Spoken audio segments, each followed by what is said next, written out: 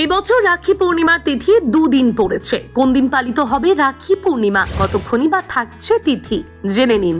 ভাই বোনের মধুর সম্পর্কের উদযাপন হয় এই উৎসবের মধ্যে দিয়ে।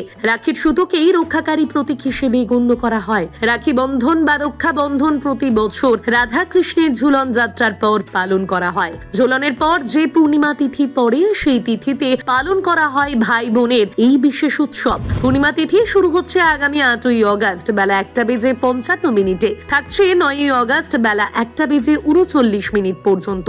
এই বছর রাখি পূর্ণিমা 9ই অগস্ট রবিবার পালিত হবে। তবে রবিবার বেলা 1:39 পর্যন্ত তিথি থাকছে। এই সময়ের মধ্যেই রাখি পরান ভাই বা বোনকে, সম্পর্ক অটুট থাকবে। রাখি পূর্ণিমার দিন রাখি পরানোর সাথে সাথে মিষ্টি মুখও চলে।